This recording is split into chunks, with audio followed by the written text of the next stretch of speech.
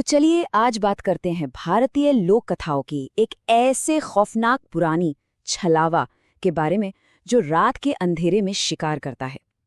ये काम कैसे करता है, इसका तरीका क्या है, इसे समझने के लिए हम दो ऐसी सच्ची घटनाओं की चीर-फाड़ करेंगे जो आपके रोंगटे खड़े कर देंगी।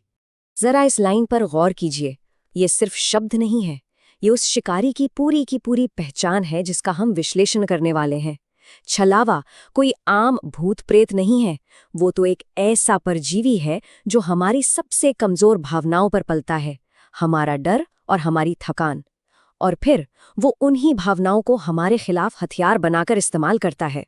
तो इस पूरी पहेली को समझने के लिए हमने इसे 5 हिस्सों में बांटा है। हम जानेंगे कि छलावा असल में है क्या, फिर देखेंगे कि वो कैसे अपने शिकार को एक जाल में फंसाता है, उसके दिमागी हमलों को समझेंगे और फिर उसकी सबसे खतरनाक चाल, हमारे बीच घुसपैठ करना, उसे जानेंगे और आखिर में देखेंगे कि इस सबसे बचने का तरीका क्या है।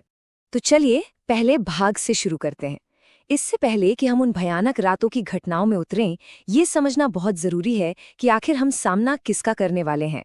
तो सबसे पहली और जरूरी बात, छलावा कोई शैतान नहीं है, ये एक भटकी हुई आत्मा है, एक ऐसे मुसाफिर की जिसे कभी अपनी मंजिल नहीं मिली और अब ये किसी और को भी उसकी मंजिल तक पहुंचने नहीं देना चाहता। खास तौर पर वो लोग इसके निशाने पर होते हैं जो सफर से बुरी तरह थक चुके हैं। क्यों? क्योंकि एक थका हुआ दिमाग असलियत और वहम में फर्क नहीं कर पाता। अब आते हैं छलावा के सबसे पहले और सबसे खतरनाक हथियार पर।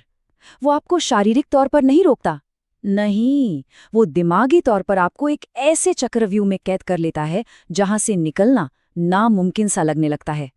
सोचिए, छलावा हकीकत को किसी रबर बैंड की तरह खींचकर तोड़ मरोड़ देता है।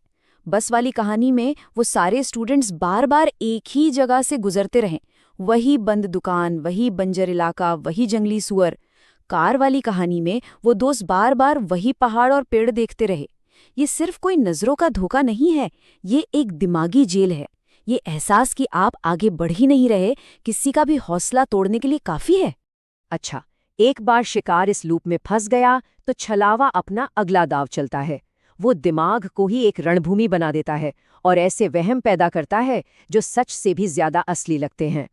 ये शब्द खुद छलावा के हैं जो उसने बस वाली कहानी में कहे थे, और यही उसकी पूरी स्ट्रैटेजी है।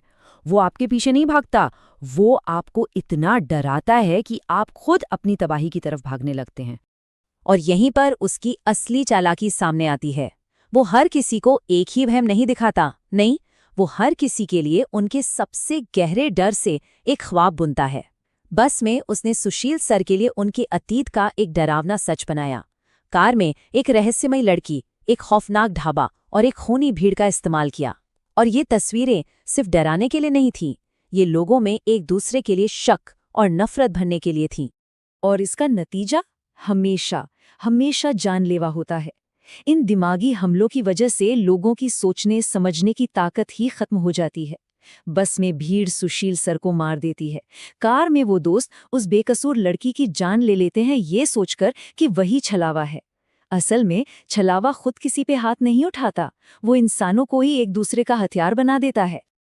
अब हम आते हैं कहानी के उस हिस्से पर जो सबसे ज्यादा डरावना है। जब डर और वहम भी काम नहीं आते, तब छलावा अपना आखिरी पत्ता फेंकता है। वो आपके दोस्त का चेहरा ओढ़कर आपके बीच ही छिप जाता है। ये एक ऐसा सवाल है जो रूह कंपा देता है। यही सवाल दोनों कहानियों के बचे हुए लोगों के सामने था। जब खतरा बाहर नहीं बल्कि आपके अपने ही ग्रुप के अंदर हो, तो भरोसा किस पर करें और शक किस पर? बस वाली कहानी में जो था वो कोई मामूली छलावा नहीं था, वो था अमावस छलावा, उसकी सबसे ताकतवर, सबसे खूंखार किस्म। ये सिर्फ अमावस की रात को ही शिकार करता है और इसका तरीका बहुत शातिर है। ये ग्रुप के किसी एक मेंबर को चुपके से मारता है, उसके शरीर पर कब्जा करता है और फिर अंदर से एक एक करके सबको खत्म करने का खेल खेलता है। लेकिन कहते हैं ना, हर झूठ अपने पीछे कुछ सुराग छोड़ जाता है। श्रीकांत ने श्याम की बातों और हरकतों में कुछ छोटी-छोटी लेकिन बहुत अजीब चीजें नोटिस की।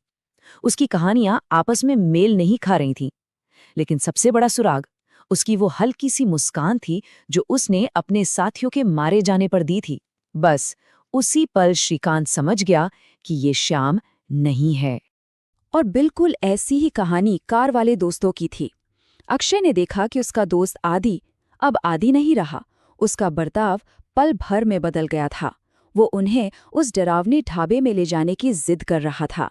और सबसे भयानक बात, जब उसके जिगरी दोस्त एक दूसरे की जान लेने पर तुले थे तो वो मुस्कुरा रहा था। कोई सच्चा दोस्त ऐसा कभी नहीं कर सकता। यही वो छोटी छोटी गैर इंसानी हरकतें थी जिनसे उस धोखेबाज का पर्दाफाश हुआ।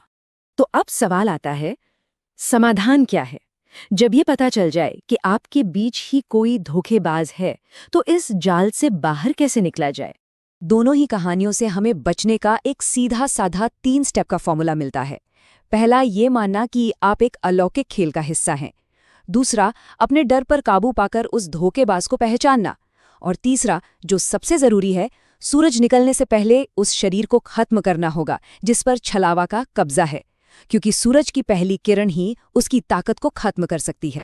और आखिर में इस कहानी का एक बहुत ही अजीब लेकिन दिलचस्प पहलू सामने आता है।